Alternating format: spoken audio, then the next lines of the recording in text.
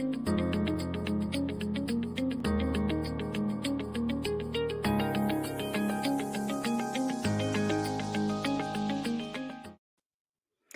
and welcome to Video Marketing Confidence Live, a fortnightly live broadcast helping you and your business create better videos to engage your audience.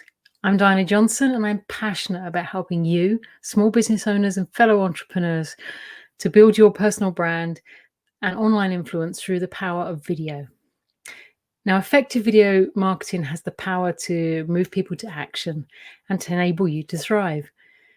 If you have any questions about today's broadcast, please do send them over and I'll get through as many as I can.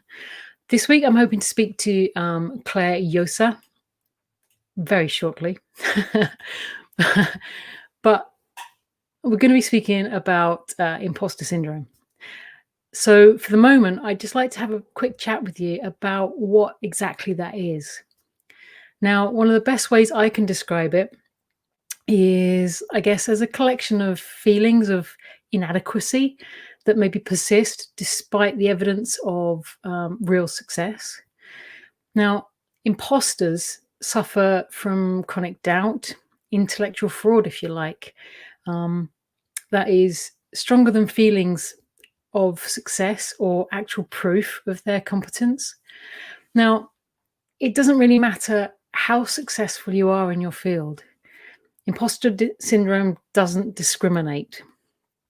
And that's really important because people of all levels and all walks of life suffer from imposter syndrome in quite a debilitating way. It can have a huge impact on your business.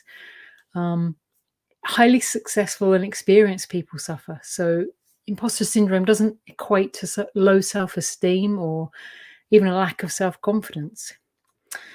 I was reading some research the other day that linked it with perfectionism, which makes total sense to me. As if you put perfectionism with imposter syndrome, you're likely to create one heck of a vicious circle there. So I don't really want to get into the where did it come from, or that kind of blame culture. But we'll find out a bit more from Clare about this now. So let me just bring Clare in here. Hi, Diana. How are you? I'm very well, thank you. How are you? It's lovely to see you. Thank you so much for having me. I'm absolutely delighted to have you here, Clare. I know you've just literally just walked into the room, so apologies for throwing you in the deep end. That's but cool. Would you like to just tell us a little bit about yourself and what it is you do? Absolutely. So I am the author of 8 books, including my latest, which is Ditching Imposter Syndrome, which you can probably see behind me, that pink one, which is fantastic. I help people basically get out of their own way, but at a deeper level than mindset. So what I specialize in is clearing out those self-imposed secret glass ceilings that we don't even realize are there, that cause us to self-sabotage, that cause us to hold back on who we really want to become and the difference we really want to make. My original training was as a mechanical engineer, then as head of market research for Dyson. I studied psychology and the psychology of performance and neuroscience and meditation teacher. I'm a yoga teacher, and all of this combined is what I now teach to my clients. And I've been doing this for about 17 years now, Diana. Wow, that's amazing. So real wealth of experience there. So we can draw on today, hopefully. As you know, and as I was telling viewers earlier, I really want to speak about imposter syndrome today. It's something that I myself have and do suffer from. And I know a lot of my clients do as well. So could you just briefly tell us in your own words what you feel imposter syndrome is? Absolutely. So I describe it as being the secret fear of being found out as not good enough, even though the outside world thinks you're a success. Yeah. It's that gap between who we think we need to be to do or achieve something and who we currently see ourselves as being. And that gap, which I call the imposter syndrome gap, because that's what it is something that we need to get over. So what we do is we build a bridge of coping strategies to go from who we think we are now and who we think we need to be. And those coping strategies, sometimes they're useful, sometimes it's self-sabotage, And as we walk over that bridge of coping strategies, we're taking the actions towards the goals despite imposter syndrome. If we dare to look down, it can feel like a really deep ravine. And if something happens to wobble us, that bridge suddenly doesn't feel very safe. So what I do is I work with people so they don't need the bridge of coping strategies, because often we actually already are that version of us. It's just we're not seeing ourselves accurately enough. Yeah. And we have to allow ourselves to see ourselves that way. Or maybe there are genuine fears we have, old excuses, limiting beliefs, hidden blocks. When you let them go, you fill in that imposter syndrome gap. And it's not like shovel by shovel. It's like in an Indiana Jones film where the walls start to move. Yeah. So you've closed the imposter syndrome gap and you don't have to suffer from it anymore. And in its simplest form, I describe it as the secret fear of others judging us the way we're judging ourselves. So the key is to learn how to stop judging yourself and to evaluate your performance instead. Does that make sense, Diana? That makes perfect sense to me. I also think that a lot of the judging yourself and taking on board what other people say is to do with the language that we use and the actual words that we use that can have a huge impact on people. How do you feel about that? Absolutely. One of the things we found in last year's research study on imposter syndrome is that there is a very clear difference, for example, between self-doubt and imposter syndrome, but we often mix the two up. Yeah. So self-doubt is all about what we can and can't do. It's our skills and our abilities. So you might say, for example, I don't know how to use StreamYard. Yeah. So you wouldn't have confidence in using StreamYard. You would doubt your ability in using StreamYard. I would doubt my ability in using StreamYard. I've never programmed it. Find out whether I can use StreamYard or not. You know? Hey, I'm loving it. You're doing a great job, my love. So we would talk about that. Yeah. What happens when it's imposter syndrome is we drag it down to the identity level. Yeah. I don't know how to use StreamYard. Therefore, I'm not good enough to be doing live video. Yeah. It becomes about who I am rather than what I do. And this is a real key. If you're listening to yourself talk, if you're holding back from doing something like, video marketing, then if you feel that flinch inside when you think about doing something, this is a really good tell. Is the body contracts somehow, or you feel a tension in the jaw or the eyes or the stomach or the shoulders, it's a sign that there's a secret fear. And if the self-talk around that fear is about I am, who am I to be doing that? Who would want to listen to what I have to say? Then it's probably imposter syndrome. If it's at the tech level of, but I don't know which software to use, and I don't know how to go live on Facebook, then it's about the skills and capabilities. And for those, it might be you need to go and get some training. It might be you need to get someone in. For the imposter syndrome, even if you push yourself through, you're likely to self-sabotage. You'll find it hard to be consistent. And when you do show up on your video, you're less likely to show up as all of who you really are. You might change how you show up so you think you'll get more likes. You might even tone down your message for fear of rejection. Yeah. So it's not about ability. It's purely, which you can fix very easily, like you say, by going to a little bit of training. It's about beliefs, which are much, much harder to fix. Obviously, this is aimed at business people, and a lot of people who look into their imposter syndrome are doing it from a self-improvement point of view. But how do you feel imposter syndrome has an impact on business? So this was really shocking when we did the research study last year. So in the general population, the number of female respondents who said they were struggling with imposter syndrome daily or regularly to the extent that it affected their work was 52%. The number of male respondents, drum roll, have a guess, Diana. I won't blame you if you're wrong at all. How many men? I'm going to say it's less than the women. So this is what most people think, and it was less than the women, but only by 3%. Wow. 49% across the population of male respondents struggle with it daily or regularly, but they handle it very differently. They tend to push on through and pretend those fears aren't there, which leads to anxiety and alcoholism, we found. The women tend to hold back and wait till they're ready. In the entrepreneurial world, that stat was 82% had struggled daily or regularly with imposter syndrome in the last year. How shocking is that? Yeah? That's huge. Is that because they're more aware of it, do you think? It's because it's about us. Okay. So when you've got something that's running at an identity level of what if they realize I'm not good enough, and you are your business, and Yeah. you are the face of your business, then it becomes so much more personal than working for somebody else in their business in a corporation where there's a certain element of being able to hide, and it's about that company rather than you. When it's all about you, imposter syndrome rates go through the roof because it magnifies anything where we're beating ourselves up and judging ourselves. And the kinds of things that we saw people doing when they're running their own business were toning down their message big time, not being Marmite, being beige because they were scared of upsetting people. Yeah. And I don't mean that we should be shock jocks, but we each have a unique message and a unique genius, and it's toning that down to sanitize it, or refusing to niche, trying to help everybody with everything. Yeah. That fear of, but what if I turn that client away? Well, yeah, but turning that client off will turn on 20 of that one. Another super common one, which I know none of us here have ever done, is discounting your prices without even being asked. Yeah. Or not having clear enough boundaries. So we overgive to clients and secretly end up resenting it because we've not done that either. And No. giving too much free stuff. Yeah, the whole give everything for free and they'll come back for more and pay for your top stuff. No, they won't, because you've just saturated them. Yeah, but doing that from a place of fear and wanting clients and wanting to be liked. Yeah, and the 4 Ps of imposter syndrome. This is how to really spot it. Perfectionism. So setting your standards unbelievably high so they're almost unachievable. And then if you achieve them, either writing it off as fluke or saying, well, yeah, but anybody could do that. Yeah. Yeah, the second one, procrastination.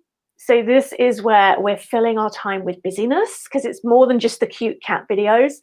It's where we're really busy, doing, but we're not actually making progress. The third P, project paralysis. So this is freeze. Rabbit in headlights. I can't see that project. And then we use adrenaline to push us through just before the deadline. And the fourth P is people pleasing, which as entrepreneurs we're so good at. Yeah. And these fitted perfectly with the stress response. So you've heard of the fight, flight, freeze. Yeah. Absolutely. So perfectionism is fight. I am going to slay that project. I am going to smash that goal. You're going to war with it. The procrastination is the flight. You're busy, you're moving, you're running, but you're not really making progress. It's not actually achieving much. The project paralysis, unsurprisingly, is the freeze. And then the people pleasing is a fourth category that's quite new in psychology called fawning. So it's like, instead of going up to the saber-toothed tiger and bopping it on the nose or running from it or pretending you can't see it, it's like going up to that saber-toothed tiger and stroking it on the nose going, oh, kitty, please don't bite me. Please like me. Yeah. So this is how we can see it in our day-to-day.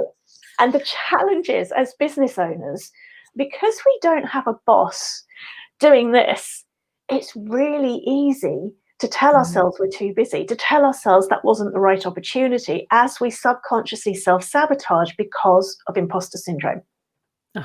Okay.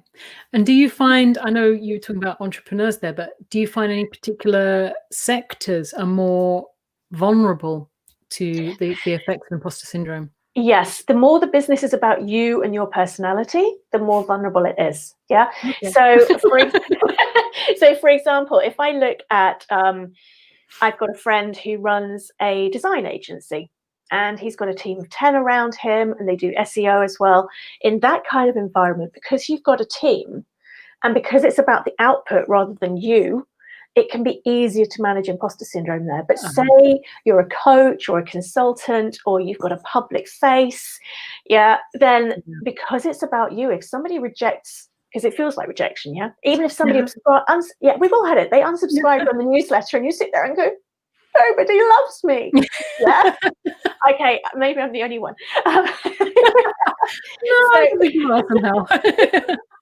So something like that is personal. It's not, okay, they don't want XYZ widget anymore. It's they don't want me. Yeah. So anything where the more it is about us, the more we have to be careful that we've dealt with imposter syndrome, because otherwise we will get in our own way. And also if we're solopreneurs, so we don't have a team of employees, because often knowing you've got to find their paycheck at the end of each month is enough to push you on through. Yeah. If you don't, and it's just you, then it's easier to turn those opportunities down. Okay. I'd like to talk a bit more about what we can do to mitigate Mm. the effects of imposter syndrome. But before we do, I'm curious, is there a way we can actually turn imposter syndrome to our advantage and make us stronger? No. Oh, okay. Let's move on. No. I do want to explain why. So this is a soapbox for me. It's such a good question, Diana. I'm so glad you asked it.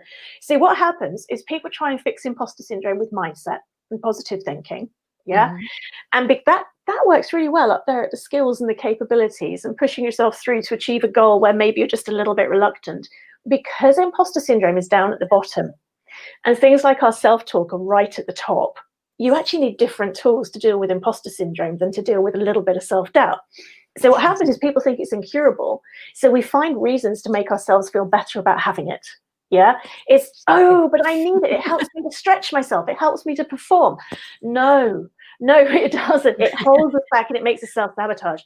There's also a great difference. I don't know if you've ever found, if you're about to do a talk or something or a client pitch, you need that buzz. You need that little bit of adrenaline, yeah, to give an edge. A bit of edge. So a lot of people say, well, I need imposter syndrome to perform. Hans Selye was a Hungarian-Canadian endocrinologist. So he studied the nervous system. He actually discovered the link between stress and disease, which is incredible. And what he did is he realized there are two types of stress. There are what he called distress, which is the fight, flight, freeze response, going off into that inner critic, basically wanting to hide in the corner and having to push yourself through. Mm-hmm. And eustress, EU, coming from the ancient Greek for good. Good stress gives you a tiny, tiny bit of adrenaline and cortisol, but it comes from excitement and anticipation. And it's that, if you go on stage with that, if you go into a client session with that, if you do something like video work with that slight sense of excitement, it pushes you into flow. So imposter syndrome makes us self-sabotage, it makes us beat ourselves up. And the reason we cling to it is because we think there's nothing we can do. Okay, so tell us what we can do. Tell us what we can do to mitigate the effects of imposter syndrome that work. Absolutely. Well, I have to say it works because my clients do it and it works. Over the last 17 years, there are 5 key steps to setting yourself free from imposter syndrome. So the first step is actually what we've just touched on. So that really was the most incredible question, Diana. I will pay you later. The first step is clearing out the myths, because the unconscious mind won't let you make a change it believes is impossible. So asking yourself, okay, I can't ditch imposter syndrome because, and getting at least 5 to 7 answers. I can't ditch it because I need it to perform. I can't ditch it because it's incurable. I can't ditch it because actually it makes me stretch myself. I can't ditch it because it's a sign of high potential. When we look at those, a lot of them will just look at those becauses and go, actually, that's just cross them out.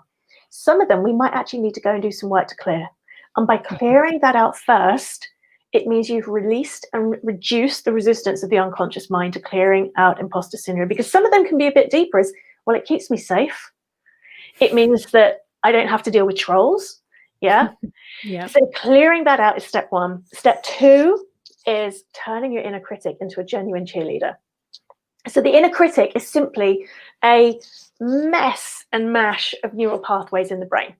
They're just thoughts that we've thought often enough that they become autopilot highways. And there's also something in the brain called the reticular activating system, which is what filters information from the outside world. So if you've programmed that through thinking often, oh my goodness, I'm just so awful on video, and what would I say? And I'm going to freeze and it's terrible. Then if you do something on video, you're going to sit there and what you will notice is every time you move too much, every time you forgot what you wanted to say. You won't physically notice every time you engaged your audience, every time you remembered to look at the camera, every time you said something and somebody messaged you saying, wow, that was exactly what I needed to hear today. It won't even get in. So taming the inner critic is the next step. The step above that, step 3, is about looking at your limiting beliefs, the hidden blocks, the fears, and dare I say it, excuses that we make, clearing those up, but also clearing them out at the deeper level. So actually looking at, okay, so I'm running a limiting belief of this. Well, what is that doing for me? Because that limiting belief will be fulfilling a need at some level to keep you safe, because that is what the brain is wired to do, is to keep us safe. When you clear out that need or you meet that need in a healthier way, the limiting beliefs simply disappear. And then they don't feed the limiting belief thoughts, and they don't feed the self-sabotage. Step 4 is about then taking off our secret masks. So this is about really becoming all of who you really are. So if you've been dressing a certain way because you think that's what your client base expects, it's about starting to allow yourself to dress the way you want to. If you've been speaking your message in a certain way, it's about really opening up and allowing your inner genius to shine. And then step 5 is about stepping into those leadership shoes. So many of us run a business because we want to make a difference.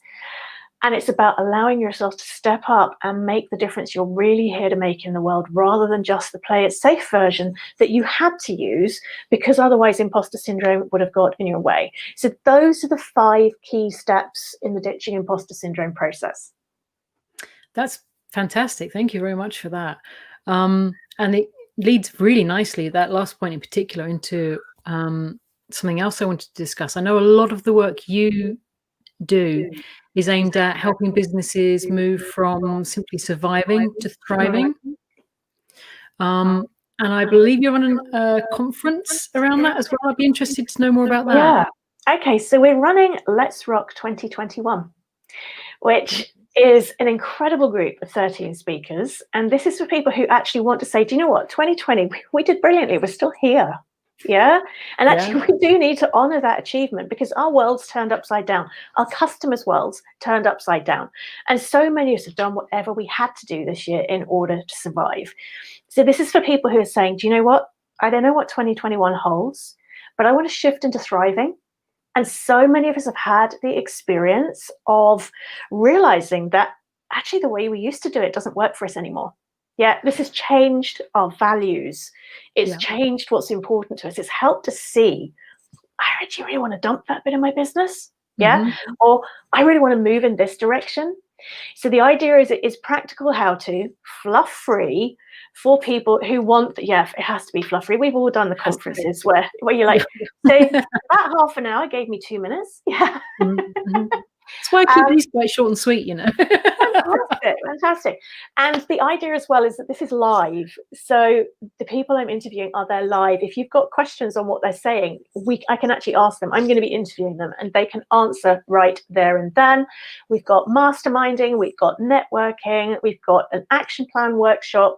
So it's all there for you, for action takers, to get ready for really thriving in the year ahead. And how long is this over? At the moment, it's over a week. So it's all spaced out. So you don't have to, but there will be extra bits as well. That's why it's like, there's extra things coming. I'm in discussions today with a very exciting thing that's going to happen for the conference that I can't talk about yet, but I wish I could. I will let you know the minute it's finalized. Some little idea. Oh, okay.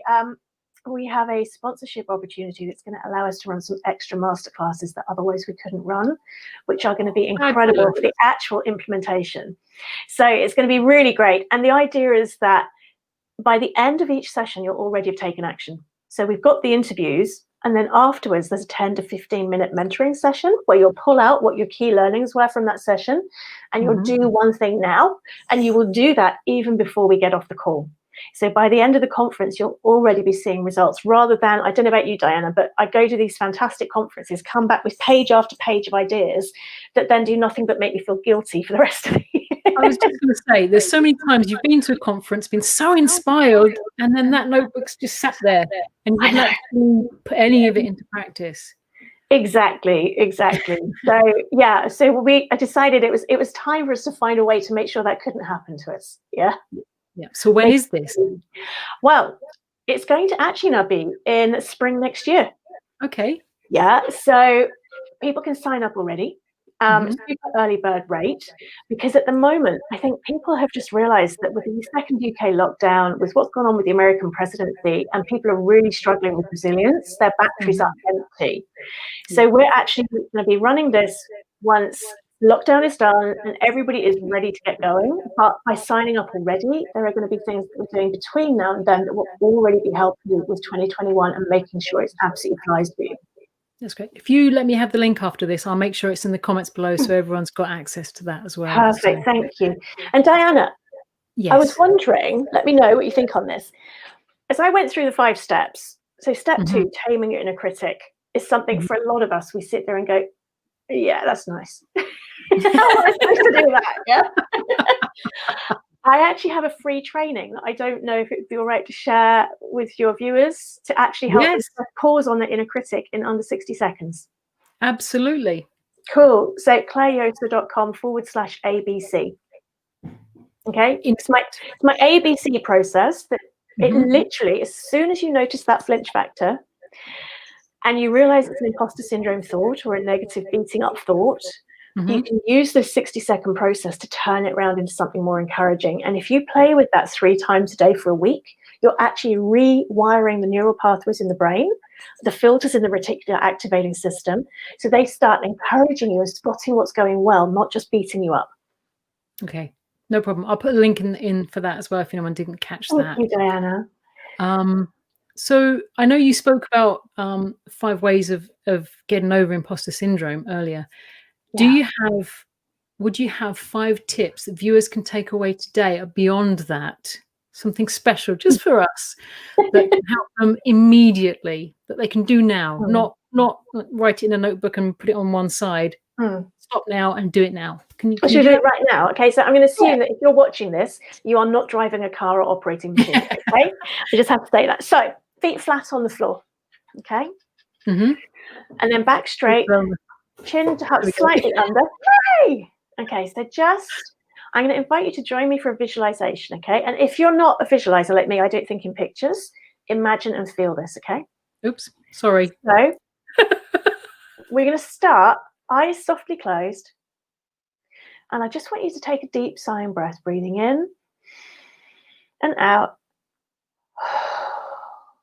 And one more time, breathing in through your nose.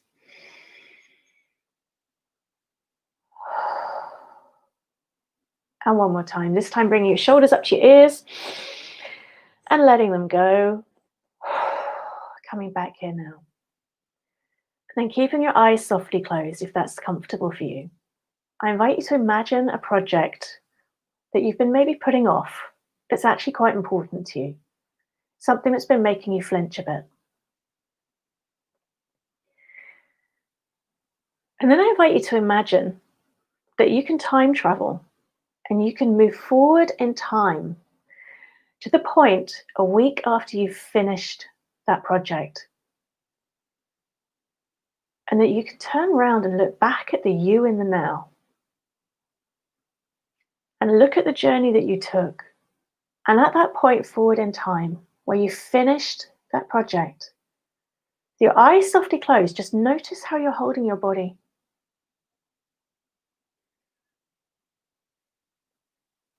Notice the emotions that you're thinking.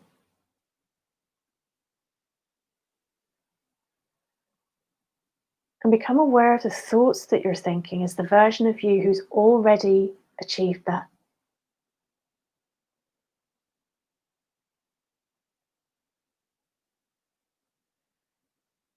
And then as you allow them to look back at the timeline between then and now, allow the answer to this question just to bubble up. What did I need to let go of to allow myself to become this version of me? Give yourself a moment to allow that to bubble up. What did I need to let go of to allow myself to become this version of me? When you're ready, opening your eyes, you might want to jot down what that was. Prepare to release the practice, and I'm going to hand back to Diana. Claire, I want to thank you for coming on today. I think it's a very appropriate place to leave it just there. I know this has been quite short and sweet today, but I also know that you're incredibly busy. So I want to thank you for your time. Thank you. How can people, we've spoken about the conference, we've spoken about your ABC, but is there one way that you'd like people to get in contact with you or connect with you that we can also Absolutely. access? So you've got my website, which is clarejosa.com. I'm here. I've got Facebook, Clare Josa, and also I spend a lot of time on LinkedIn and Twitter, and I'm Clare Josa there too. So please come and connect and let me know if there was something that stood out for you today that you think, yeah, actually, I'm going to do that now, or yeah, I'm going to see it differently now. It'd be great to hear from you. Claire, thank you so much for joining us. I really encourage everyone to connect with Clare. She has so much more to offer than she's been able to give us little hints and tips about today. Let her help you to beat imposter syndrome, and really break those things. I was going to say turn it into an asset, but you can't. So I'll leave that there. Connect with me on LinkedIn, Instagram, Facebook, and YouTube, and for more ways of creating videos for your business and to build your personal brand. Thank you for watching today and for your questions. I'll answer. There are a couple of other questions that came in that I will put into the chat and put answers to in the chat, because they're maybe not quite relevant to what we're talking about today. Remember, this is a fortnightly live broadcast, and I will be here again on the 3rd of December. So Video Marketing Confidence Live. Thank you so much for watching. Thanks for watching Video Marketing Confidence Live with me, Diana Johnson. Be sure to join the community at videomarketingconfidence.com, where you can continue to find ways to use video to help you thrive. See you next time.